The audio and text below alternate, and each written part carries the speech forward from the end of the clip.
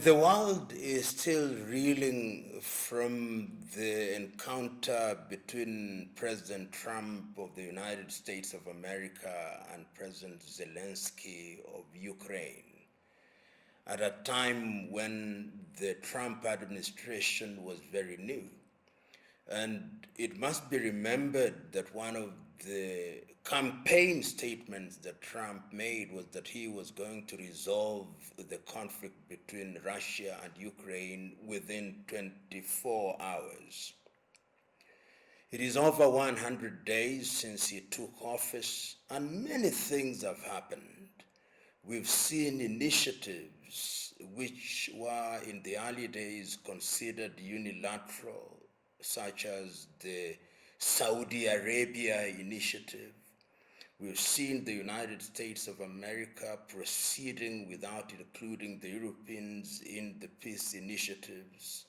And we have seen, one may say, the upping of the ante with a view to resolving the conflict in Ukraine. But one can dare say that there is a lot of motion without movement. A lot of motion without movement in the sense that the shuttle diplomacy notwithstanding, the two combatants are still fighting and the drones are flying and the artilleries are alive and well, which then calls into question, is it possible to resolve this conflict? And I think it is, because what one sees is appetite for peace. Even the Europeans, who, in my view, are reluctant to have peace, you hear them talking about a peacekeeping force in Ukraine. In other words, they are thinking of a period after the end of the conflict. The key arrow's head in this particular initiative from Europe are the French and the British. And their view is that they want peace on terms that are favorable, in my view, to NATO as understood by them, and by extension, Ukraine. But it must never be forgotten that the war in Ukraine has now become a proxy war, with the Ukrainians being pawns in a political chessboard. So that is one avenue of attempt at peace. There is also the American initiative. The American initiative is saying that certain concessions must be made. And not just concessions, that America must also benefit from this process. And that is the basis on which they were saying, we are going to intervene, but we also want some of your natural resources. And it is in that context that the Saudi process must be understood. So, in a nutshell, one sees a world that is fatigued by this conflict. And one sees the attempt at extending hands from both sides. Russia is saying, yes, we want peace, but remember why this war started in the first place. They are saying, not in so many words, remember the undertakings that were made in 1990, which were clear, not 1 inch more to the east, and that Ukraine should have that stance. The Americans are saying that if the price of peace is conceding some territory, the Ukrainians should consider it. But of course, the Ukrainians are saying no, no concession. So that it is a process that is not going to be easy. But what happened during the Easter period, what historians will now refer to as the Easter Truce, is in itself an indication by Russia that we are prepared to engage in serious peace, but we are not going to do so in a manner that is going to undermine the fundamentals which formed the basis or founded the basis of this particular conflict. The Americans are now saying, really, this must happen. And if it does not happen, we will withdraw. And I think that is a negotiation tactic in order to tell the two parties that really we must come to the table. So when one looks at the crystal ball, one sees that we will have a process that is a little bit more engaging. It may be staggered, and ultimately it may be one that will lead to what in terms of peace is called a modus vivendi, so that we live and let live as we begin to resolve the issues that are at hand. That, I believe, is what one sees when one looks at this conflict.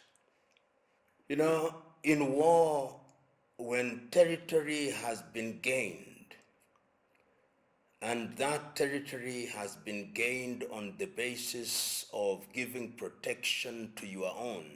Remember that quite a bit of Ukraine has people whose inclination is to be protected by Russia. So even if the negotiations were to start, it's going to be very delicate in the sense that certain guarantees must be made. And one must compare with what we have seen in other parts of the world. We know, for example, that in the Middle East, there was a time when the Israelis had to concede some territory to the Egyptians for peace, but we also remember that they retained certain territory like the Golan Heights, like the West Bank, for security reasons. So a Russia that sees hostility around her, particularly from Ukraine and from the Baltic states of Latvia, Lithuania, and Estonia, is going to be very reluctant to make decisions which are going to jeopardize their long-term security. So territory is going to be one of the most difficult issues in this attempt at negotiating peace permanently. Of course, when I say so, I'm acutely aware that I'm swimming in the sea of speculation. It is a sea that is dangerous, that is, has many problems, it has many things, it changes, there are too many variables. But history teaches us that our analysis must be informed by experiences from elsewhere. Sometimes history forces people's hands. Remember that both internally and externally, you see a Zelensky who is, in my view, desperate. Desperate in the sense that his presidency has been marred with a conflict that has undermined economic development, that has undermined social cohesion, that even within his own government, there are people who think that this war ought to have ended. Externally, we have seen accusations from the United States of America that he is a dictator without mandate.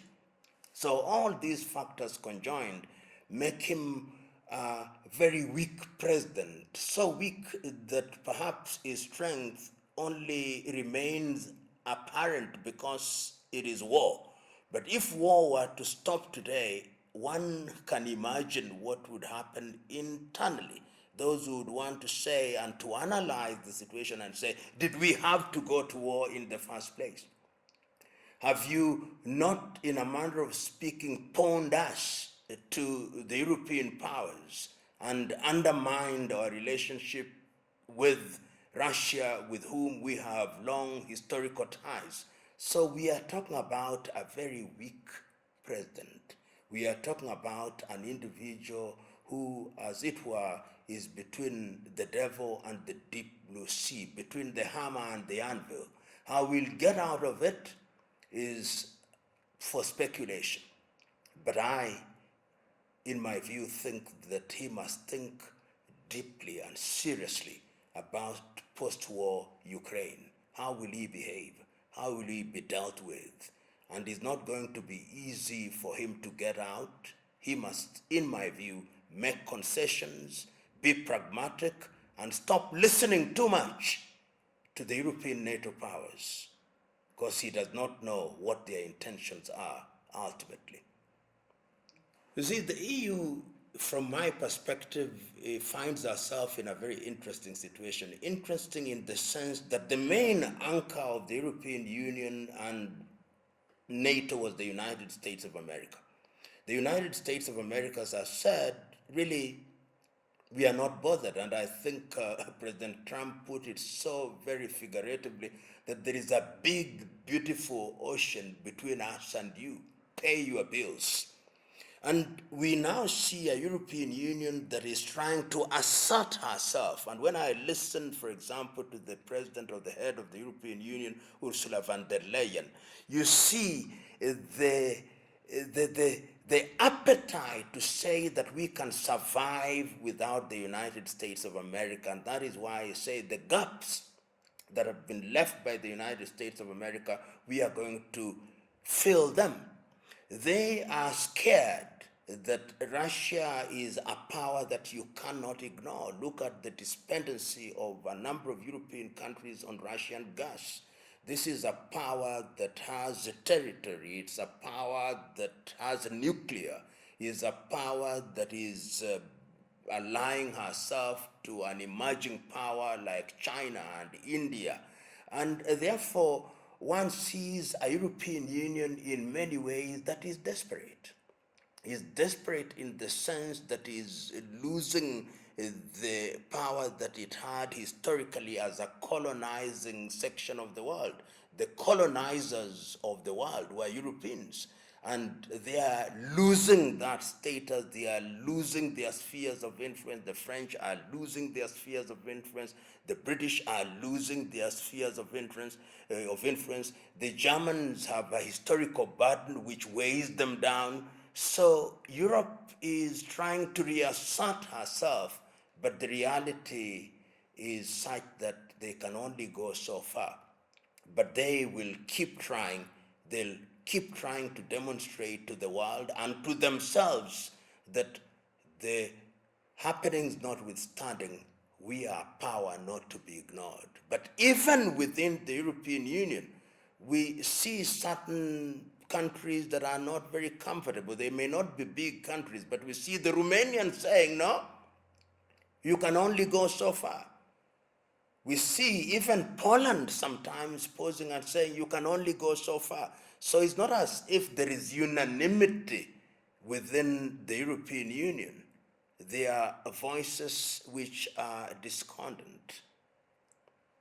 You know, when the conversation around the European Union is being undertaken, remember that we are not talking about a homogeneous group of individuals. These are nation states which have what they may describe as proud history. The British may be a part of Europe. Remember, there was Brexit. But they still want to assert their Britishness. The Germans are part of the European Union, but they still want to assert their Germanness. The French, the same. The Italians, the same. The Spaniards, the same. The Portuguese, the same. When you go to the Nordic countries, the Scandinavian, the same. Then you have the Johnny-come-lately, such as countries of the former Eastern Bloc, like Romania, like Poland. So, to be figurative about it, you have a union which is staggering along. In the public, they want to appear that they are speaking with one voice, reading from the same script, but I don't think so. I always remember this, that a year before Yugoslavia collapsed, there was an interview that was conducted and they came up with the result that 90% still felt that they were Yugoslavian. But I think that that was doctored, because a year later, Yugoslavia had broken into little pieces. Who knows about the European Union? That particularly at the political level, you may have a union that is of economic value, but on matters politics, on matters defense, it is possible that this particular union is going to go the way of Yugoslavia, the way of the Soviet Union, and interaction will only be on the basis of necessity. And we must never ignore what happened with Brexit. It's very possible that others may want to vote with their feet, in a manner of speaking, and say, we do not want orders being issued to us from Brussels. We want to determine what is good for us within the union on a case-by-case basis. I say this guardedly because I know that I'm going too deep into the arena of speculation. But speculation is also the mother of fortune telling. Whenever the war between Russia and Ukraine is discussed, particularly from a European perspective, one of the arguments that one hears, both from commentators and analysts, is that Russia must be stopped because Russia has an appetite to conquer other European countries.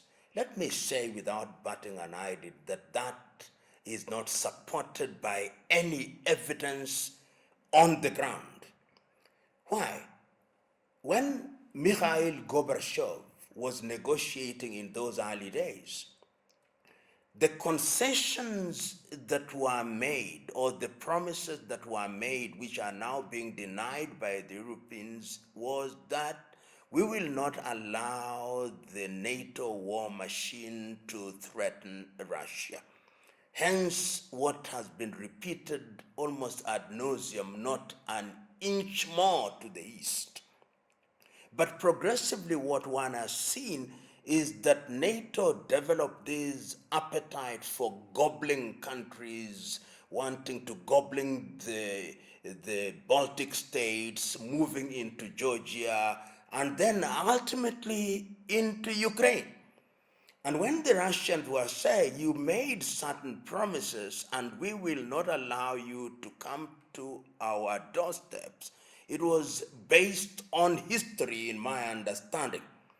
But in order to justify the prosecution of this proxy war, and in order to explain it to their populations, the Europeans must say, we are doing this in Ukraine because if we don't stop Ukraine, the next is going to be Finland, the next is going to be Poland, the next is going to be the old Soviet Union reincarnated in Russia.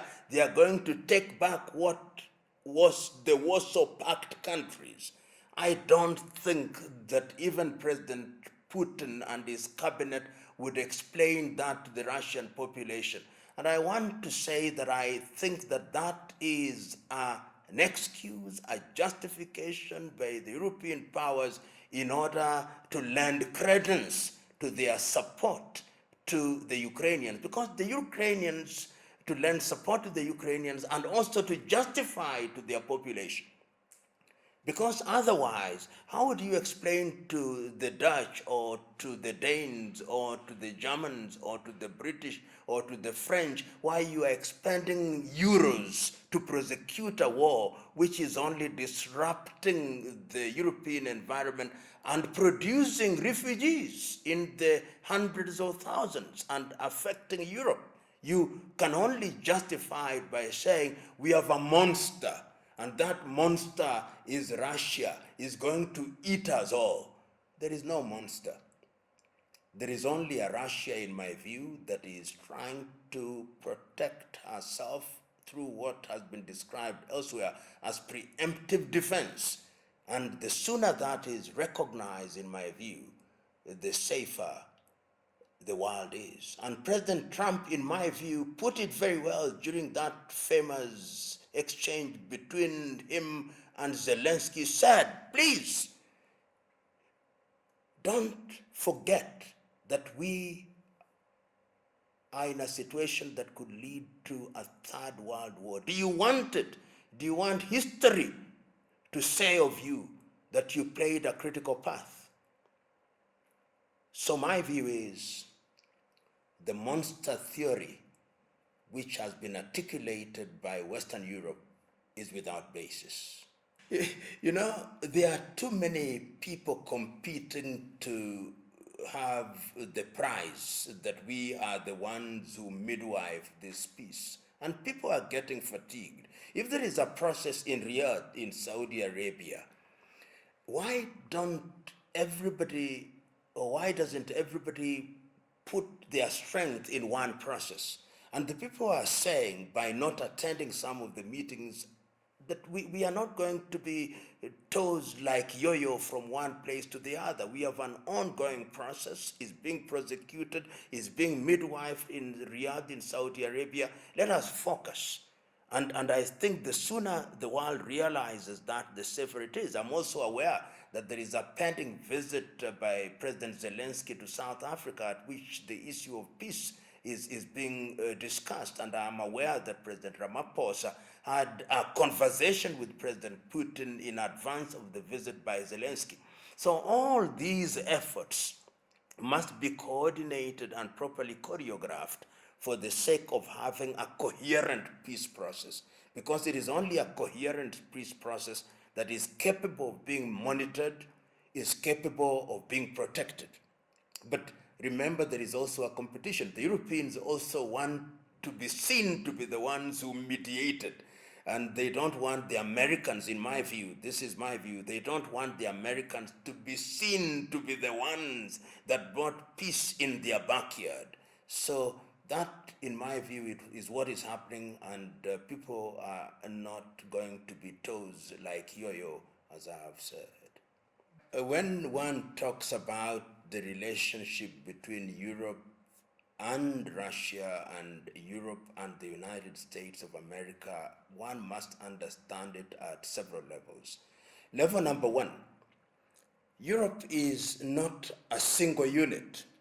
It brings together 27 odd countries, each of which have their own ambitions.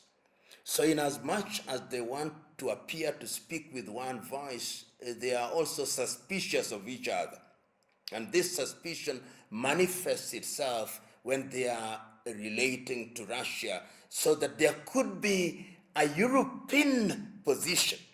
But that European position, is it the Italian position? Because there is also an Italian position, or the German position. So these things also come into play when you are talking about the so-called European and Russian relations. And when you deal with Europe, once again, geographical proximity. These are countries that neighbor Russia, and therefore, when there is peace or war, they are affected almost immediately. And some of the countries are too small in the scheme of things to want to tango, as it were, with Russia. Conversely, the United States of America is geographically far removed. And two, the administration of President Trump is seen to be a little bit more accommodative and a more understanding of the Russian situation than the Europeans. And indeed, President Trump has not minced his words, and he says he can do business with President Putin. So that is why recently, for example, when I think the Russian ambassador to the United Kingdom was asked whether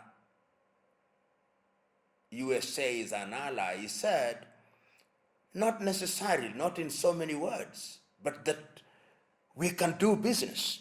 There are differences, but we can do business because you have a country that is not too judgmental, a country that is saying that we ought to ensure that Russia is back in the fold, back in the SWIFT system, back doing business with the rest of the world, as opposed to Europe, who think that sanctions can bring Russia to her knees. So you can see that the Americans are reading from a totally different script, particularly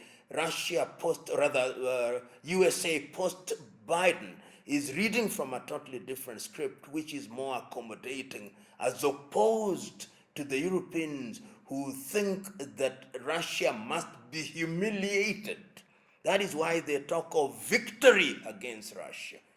And the Americans are saying, we are not saying that there should be victory, we are saying that there should be rapprochement. And this is what is going to be in the interest of everybody.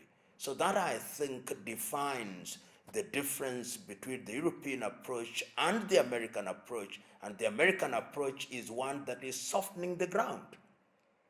And that is what I think that the Russians are also looking to, that anybody who thinks that we will be defeated, that we will be humiliated, and that we will go gloat, they'll come and do things that are not in our best interest, we are not going to listen to you. But if you recognize that we have interests which need to be respected and protected, then we are going to do business with you. You know, Europe has historical grudges with Russia. Each one, some of these countries have historical grudges. Remember, during the World War II, it is Russia which, in many ways, liberated Europe, and the Red Army, Russia to mean the immediate successor of the Soviet Union, that is the Soviet Union at that time, that liberated Europe. And remember that in the minds of the European leaders, Russia is the immediate successor of the Soviet Union. So those historical grudges are still alive and well, because Russia was triumphant at that time. And even when the famous meeting in Yalta with Stalin, with Churchill, and with Roosevelt, the concessions that were made to the Soviet Union and in the minds of the Europeans to Russia were concessions that ought not to have been made.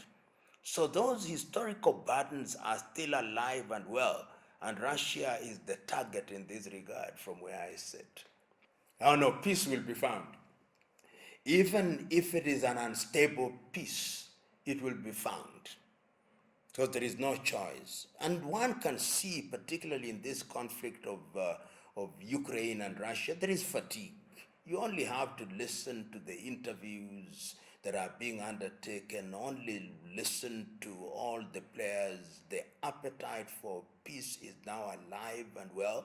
It may not come as quickly as we think it will come. It may not come in the form that we want it to be, but I think there is going to be an armistice of sorts sooner rather than later.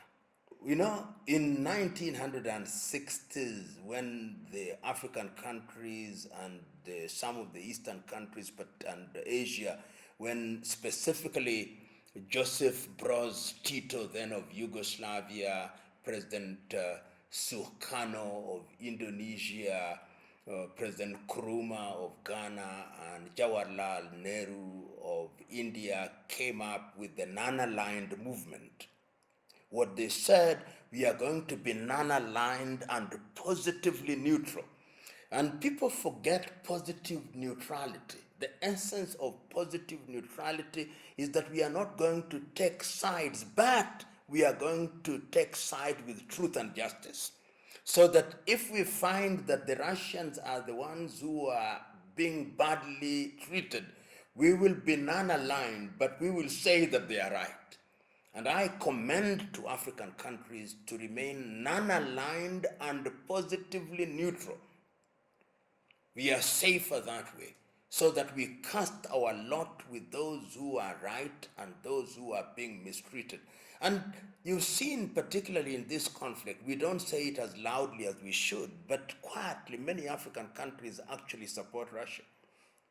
And the reason is not far to seek. It is because during the days of the Soviet Union, the people who are not colonizers and supported many freedom-fighting movements were the Russians. They were there for the ANC, they were there for Frelimo, they were there for MPLA, they were there for Congo, and they were welcoming to African freedom fighters.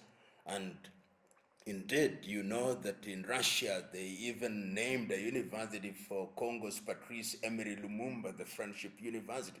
So quietly, there is historical sympathy with Russia in many African countries. But I always say this, that Russia is also a big world power. So she also has her interests. We must never forget that. She wants to have a sphere of influence for a number of reasons: trade and resources. Africa is the home of uranium. Africa is the home of cobalt. Africa is the home of copper. Africa is the home of gold. And there is a new thinking in Africa, particularly in the Sahel region. If you go to Burkina Faso, you go to Mali, you go to Guinea, this new crop of leaders are saying that we have been controlled by former colonizers for too long, and we are ready to do business with other countries which were not colonizers. We are ready to do business with Russia. We are ready to do business with China. And it is in that context that you see the heightened activity of Russia in the Sahelian countries, which are abandoning France, which in their view, and in my view too, has milked these countries dry since they regained their political independence. And the invitation of these leaders, the invitation of Traore, of Atimi Goita, or Chiani, or Dumbuya, is telling them, we are ready to do business with you on equal terms. We are ready to forge a symbiotic relationship which is mutually beneficial. But history has demonstrated one thing that must never be forgotten. Whenever you are dealing with the other side, you must define your interest. If you don't define your interest, they'll define your interest for you. So these countries have a duty to define how they want to relate with Russia. If they don't, then the relationship may be parasitic. But the long and short of it is that Russia is available as an alternative to these countries at a time when European countries want to be dominating and are hostile.